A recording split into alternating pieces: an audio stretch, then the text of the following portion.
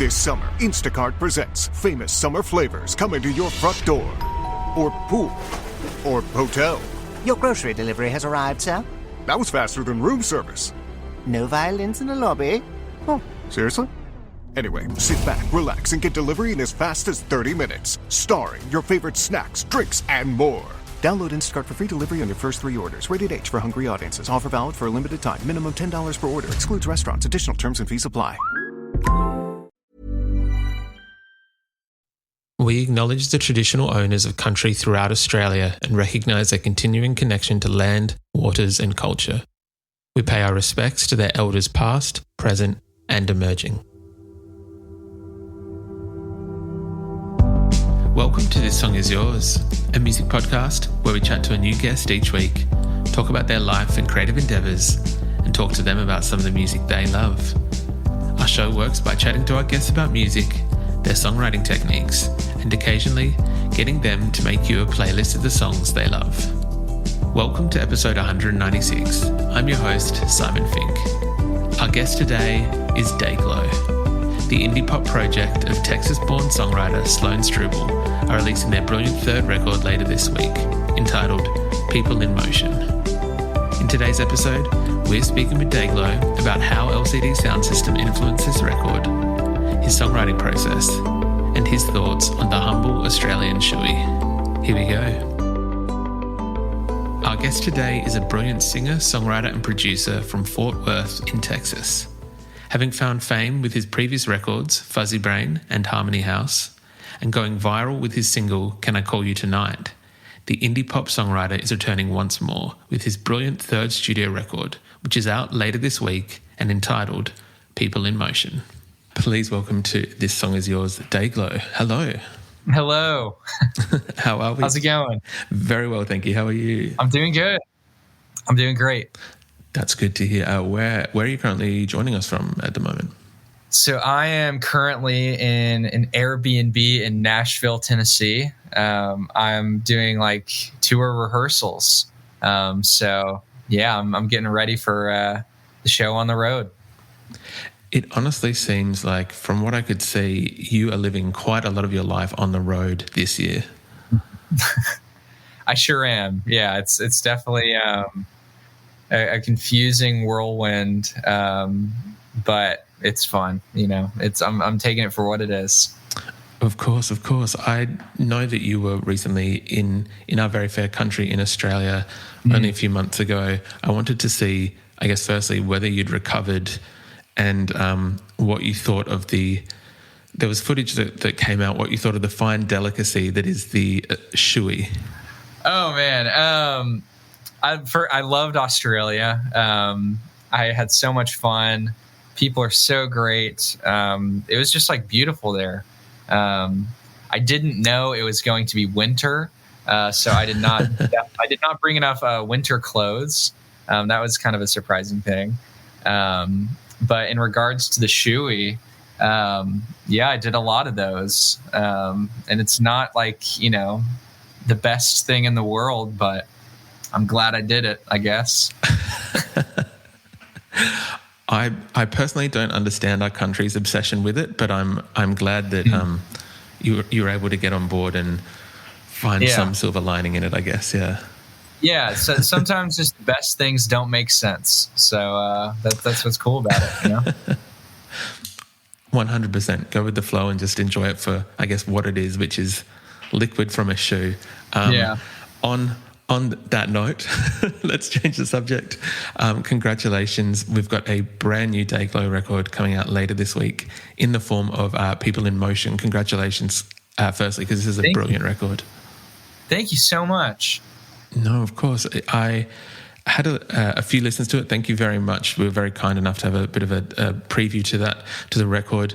Having a listen, there was a lot of influences that I feel hearken to. I know that Dayglow usually gets a lot of questions and a lot of references to the 80s, to the 70s. I feel like we had some maybe as well this time round bands from the noughties or the 2000s. There was, what was it? In the second track Radio, I feel like there was some nods to Phoenix. in what was it? Someone Great is the LCD Soundsystem song. Someone Else is the Dayglow song that I thought sounded like some LCD Soundsystem song. I guess for this record, what was influencing you throughout the time of creating and composing? Yeah, definitely a lot of LCD Soundsystem. Yeah, I'm seeing Sound of Silver on your wall behind you. I don't know if that was planned. Yeah, that was for you. But I love LCD Soundsystem, and really hadn't in the past 2 records necessarily showed my love for dance music as much as I just let go and did for People in Motion. But yeah, I love LCD Soundsystem. Phoenix is spot on. Man, I mean, I feel like a lot inspired this record. But I didn't really go into this record with any rules. I wasn't trying to do a thing where Harmony House, there was the strong narrative, and Fuzzybrain, I didn't even know I was making an album. I was just put my music on the internet, and then next thing you know, it took off. So with this album, I kind of try to keep that same spirit as Fuzzybrain, where it's I'm just going to have no rules and make an album. And it kind of ended up being more electronic and dancey because that's what I nerd out about. But I would say strongest influence is LCD Soundsystem for sure. And just that era of electronic-ish music. Would you say that, I guess, being out, as we mentioned, you've been on the road for quite a while now. Would you say that kind of being able to interact with fans now, see what the live show of Dayglow is like, has influenced the record as well in terms of what you're able or wanting to do in a live setting compared to the studio? Completely, yeah. This really is the first record that I've gotten to put out post experiencing that. Because Harmony House came out towards the end of the pandemic, essentially. And yeah, it's this album is very much created in response to what I saw people looking for in a Dayglow show. And just kind of filling in the gaps of what felt was missing in the show. And has allowed me also to look back at old songs and kind of make new live versions and stuff. But yeah, I love, I am a musician and I love music. And the whole point to me is making the best show as possible. And so this album really helped channel that feeling of communal live music. Do you think that this record, compared to the last 2, as you mentioned, this is kind of the first one where it's, I guess, but you've been able to look at all these different outside influences, whether they be audio influences or just, as we said, external kind of factors changing or thinking how you approach it. Was there more pressure on this one? I know that this is the 3rd record from Dayglow, so it's not the dreaded 2nd record. Was it, I guess, were you feeling any pressure this time around when it came to how this record would kind of be perceived in terms of the public? Yeah, I don't know. I feel like the 2nd record is a scary one to make, but the 3rd almost felt scarier to me in a way because, I feel like this is the album where you can kind of, be forgotten, It just kind of feels like that. And so I guess there was the fear of that a little bit, but also I'm whatever. I'm just going to keep making music. And I know that I have fans that are, into what I'm doing. And I feel so I'm learning so much and enjoying making music more than I ever have. And I'm just having fun doing it. So that fear kind of went away quickly. But something that I knew would happen, but I'm kind of approaching it in a positive way, is I wanted this album to be a lot more pop focused, and it sound cleaner. But that isn't because I'm working with producers or something, or anybody. I still made it completely by myself. But I knew when I tried to do that, then people would be like Dayglow is like working with producers now and like has sold out, which is like, I'm not working with anybody, but I am getting some comments like that, which is kind of funny because I'm not working with any producers. But I don't know. I mean, I'm just like trying to get better at what I do. And I think it's fun to just grow and keep changing my sound and just make music for fun. Well, just in response to, I guess, the first part of your answer, I don't think that Dayglow is going to be forgotten on this record. I feel like this is the strongest record yet into the discography of the band. Thank you so much. No, Thank of course. you. I really appreciate that. Of course. I was wanting to be a little bit selfish and talk about my favorite track on the record, if at all possible. Please. Later in the track list, Turn Around stood out to me as still quintessentially Dayglow, but it seems to be unique where it doesn't quite sound like all the other songs. And I was just wondering, if you were able to, I guess, give us a little peek behind the curtains, behind the scenes, whatever you want to call it, and I guess explain where that song came from and then how you created it. Sure. Yeah, that's fun. That's your favorite song. I really think it personally might be one of my favorite songs too, because it does stand out in the record. I don't know, like I've had that chord progression written for quite a while, and that chorus concept, like that melody, I've had in the back of my head for a while. And then I just kind of revisited it when I was recording the record. And I don't know, it just happened really naturally. Like, Okay, you can do this. I know. Carvana makes it so convenient to sell your car. It's just hard to let go. My car and I have been through so much together. But look, you already have a great offer from Carvana. That was fast. Well, I know my license plate and VIN by heart, and those questions were easy. You're almost there. Now to just accept the offer and schedule a pickup or drop-off. How'd you do it? How are you so strong in letting go of your car? Well, I already made up my mind, and Carvana's so easy. Yeah, true. And sold. Go to Carvana.com to sell your car the convenient way. My dad works in B2B marketing. He came by my school for career day and said he was a big ROAS man. Then he told everyone how much he loved calculating his return on ad spend. My friends still laugh at me to this day. Not everyone gets B2B, but with LinkedIn, you'll be able to reach people who do. Get a $100 credit on your next ad campaign. Go to linkedin.com/results to claim your credit. That's linkedin.com/results. Terms and conditions apply. LinkedIn, the place to be.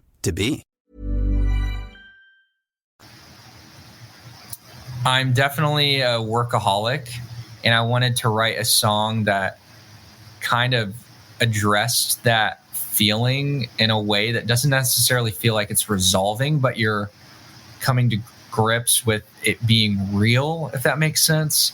And so Turn Around is that feeling, where like turn around could be interpreted like you're turning around like yourself, or you're turning around like a deadline, and like just it's kind of like you keep turning around. It's like you're getting better, and then you have a couple steps back, and then you keep getting better. And so it's kind of just a song about the relationship with myself and my obsession with like being perfect and trying to make things that are perfect. I don't know. It's like, it's a really special song to me, and I'm still even trying to figure out like, how deeply emotional it is. But yeah, it's a very special song to me. Thank you very much, firstly, for kind of indulging me and allowing me to ask about that track. Yeah. The song, I would say, has the most prominent acoustic guitar more than maybe any other track on the record. Mm-hmm. And I know that having a look into your history or your background, that for yourself, James Taylor, Paul Simon are big influences, some incredible kind of songwriters and singer-songwriters. Do you think that at any point, and we might be getting too ahead of ourselves here, we're talking about this record, but that at some point Dayglow might look at a more singer-songwriter influenced kind of record or project? That's a good question. I think to me, that's like one of the most terrifying things to approach. So if I indulge myself and like face my fears, then that would probably come out like naturally, because I write songs that way sometimes. You know, I don't know. I guess my answer to you would be maybe. Like, I definitely want to continue to be very emotional and direct. And I think one of the greatest challenges is to make pop music that really like has so many sounds going on, but it still feels emotional, which is a reason why I love LCD Soundsystem, is because it's like unbelievably repetitive dance music that feels like organic and emotional. And I want to emulate that to the best of my abilities, not necessarily with like disco or something, but with like indie pop music, because I think nowadays there's a lot of great music, but there's just so much music, and it kind of makes people like make music just cause. And I don't view music that way. I think it's one of like the most important tools that we have to communicate emotion. And so I want to take that really seriously, while at the same time making like fun music. So all that to say, singer-songwriter music like really emulates that well. But I get scared having like very few layers musically going on. Look, I very much appreciate that honest answer. We will, we won't hold our breath, but it's a possibility. The maybe will linger until we maybe see something. Yeah. I do very much appreciate and love the fact that you are very much a music lover, musician, that you do seem to be extremely dedicated and in love with the craft of making music. And as you said, using it as a communication tool. I think that is a brilliant quality to have, firstly. But Thank you. I know, where was it? I think I was watching an interview with yourself, I think at Outside Lands in San Francisco earlier this year. And there was the conversation relating to musicians and TikTok. And I know that we've had a number of guests on this show kind of talk about how their role is now musician and content creator kind of side by side. And you made an extremely perceptive point, I thought, that was you've got these people on social media who they might have 2 to 3 million fans, but they struggle to sell out a venue. Whereas you've got these smaller bands who don't create content, but will consistently tour and can sell seats until the cows come home. For you, I guess, while still trying to maintain and engage with fans, but not kind of give into that, how do you find, a balance between being on social media and engaging with fans and not having to, jump in on some trend, do a dance to promote a new album or whatever it may be? That's a good question. I mean, I'm trying to figure it out. I mean, if I could manage to delete Instagram and also sell tickets well at a tour, I would get on the app right now and delete it. I think, I don't know, like, it's weird because I'm part of like Gen Z, and like we really communicate in this way, and like there's a certain way that you have to connect with people. You just have to, especially with the type of music that I'm making. I think that's a really specific thing, that it like just exists in this way. But I don't know. It's a hard balance. Like, I am just more concerned about like making, because this is something I experienced like with Can I Call You Tonight from the very beginning. Like, I knew if I found a way for people to hear the music and get to the music via social media, then the music would speak for itself. And so I think that's my goal with using social media, is like, it's a marketing tool. I mean, that's all it really is everybody is like, trying to sell a product or something. And so I think I just try to view it in a way where like I use social media as a means to an end, where it's like, it's not, I don't love it. But if I can use it to get people to get to the music, then I hope that the music will then do the work, if that makes sense. But that's the way that I look at it. And I don't know. It's weird. It's a weird thing. It's brand new too. Like artists are really figuring out, and the music industry, for sure is trying to figure out what the heck to do. Because there's just so many like moving parts, but yeah.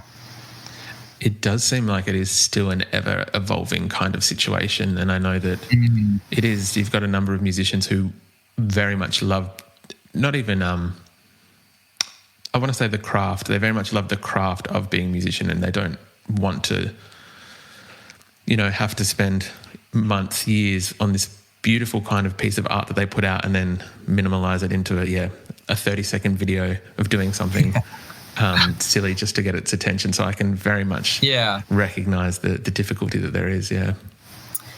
Yeah, definitely. And it's, I personally, the way that I think, it's like my opinion's only an opinion, and I don't have a, complete oversight to the whole planet or something. But TikTok, it's crazy how young TikTok is. Like TikTok hasn't been around that long, and it's like it's given this power because it is powerful right now, but I don't know if it's going to be forever. So like if my song happens to be on TikTok, like frick yeah, like that's awesome. But I don't give it too much attention, like I believe that as long as I focus on the music, then that eventually will speak for itself more than putting energy into like getting lots of comments on something. Very fair. I can very much respect that.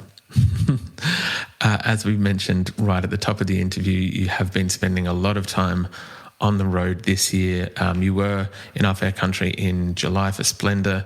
And I know that the last time we mentioned social media, but on Instagram, I think as you were leaving, you said, posted, had a great time, whatever it may be, see you real soon, Australia. It seems silly to ask, but can we expect to see Dayglow back here at some point soon? I would say yes. I would say yes, I will be back in Australia soon. I don't know if I'm allowed to give like details or anything, but I'm pretty sure. It's kind of in the hands of other people, but I think I'll be back soon. I won't push for any further details. We don't want to get anyone in trouble, but obviously that is very exciting news for a lot of Australia's Dayglow fans. When you were here, you sold out, I think, all three side shows, and then you had quite a large crowd at Splendor. Is it surprising when you go to Australia? I think you did a massive set at Leeds and Reading in the UK recently.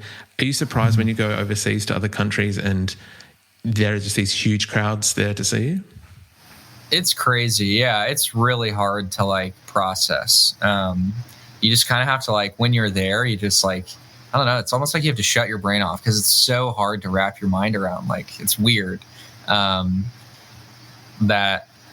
happens. It's more than like an honor. It's like kind of scary. It's like, what is happening? That like even being like in another state or something, like it's just weird that like the internet does that, and like you can make me. It's weird. So all that to say, it's like it's so incredibly fun, and I just try to like have fun with it and just focus on the fact that like I don't know, I'm just so far away from home in those moments, and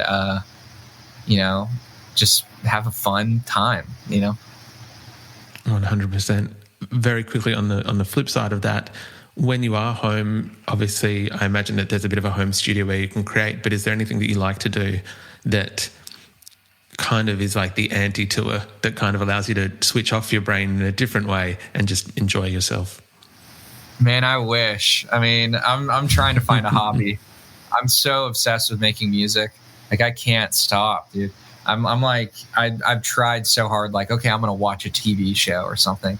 And like, I just immediately end up making more music, which sounds like a weird issue to have. And I still love it, but I don't know. I don't necessarily have any like things that I do. I like to spend time outside, just chill.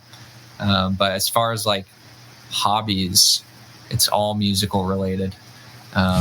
So maybe I'll find something soon. Who knows? Look, that's very, very fair. Sloan, lastly, we would usually ask our guests what they're currently listening to, if there's anything that's currently on high rotation for yourself. Let me think. This might kind of be like a curveball one, but there's a band called The Beths. I think they're from New Zealand, possibly. Yeah, so we had them up behind us literally this morning, and I moved it. But no kidding. Yes. Okay. Yeah, they have a new record, Expert in a Dying Field, and it's like a really great album. I love it. It's like melodically really good and lyrically really good. So I've been listening to that a lot. It's awesome. Good music. Brilliant choice. I would agree. That is a fantastic record. Quickly, do you usually, how do you find new music? Are you someone who follows the AI or the algorithm or the suggestions of bands, or are you someone who likes to do a little bit more deep diving yourself? I would say I like to do more digging myself. I don't find new music often. The Beth specifically, like I was playing a festival called Outside Lands, and they were on the same stage earlier. And as I was like loading in, they were playing. And so that's how I found their music. So I kind of just try to like have an open ear when I'm walking around and like just discover stuff that way, because there's so much music around us. But yeah, I don't know. I mean, I'm kind of like listening to the same stuff right now. I don't know. If you have any suggestions, let me know. I'm sure you have a lot. It seems like you got a good collection behind you. I'm just trying to think. I don't know if you've listened to the recent Danger Mouse and Black Thought record, Cheat Codes. No. If you love production, I'll write it down. If you love production, Danger Mouse obviously always has done fantastic work. But yeah, this one with Black Thought is incredible. So from a producer's perspective, hopefully that is somewhat enjoyable for you. Okay, I'm saving it right now. There we go. Dayglow, thank you very much for your time today. I do appreciate it. Congratulations on the new record, People in Motion. It's out later this week. But yes, thank you for coming onto the pod. Yeah, thank you so much. Thanks for having me.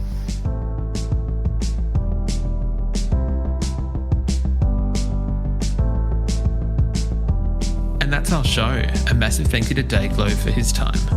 People in Motion is out this Friday, and we've left links in the show notes if you'd like to pre-order the record. We also want to give a huge shout out to Thomas and Liv at Positive Feedback for helping out with today's interview.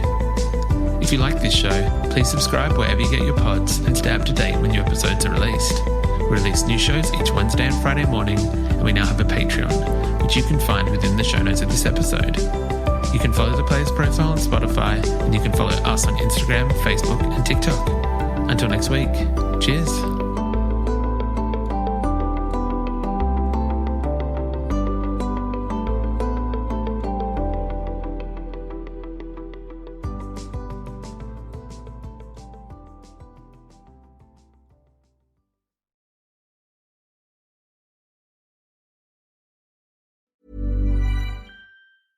Never sleep hot again with Bowl and Branch's best-selling naturally cooling sheets. They feel super crisp and cool to the touch and are expertly designed for enhanced breathability so you don't overheat at night. Start getting your best night's sleep this summer with cooling sheets made with the highest quality materials. Try Bowl and Branch with a 30-night worry-free guarantee. Plus, get 15% off and free shipping on your first set of sheets at bowlandbranch.com with code BUTTERY. Exclusions apply. See site for details.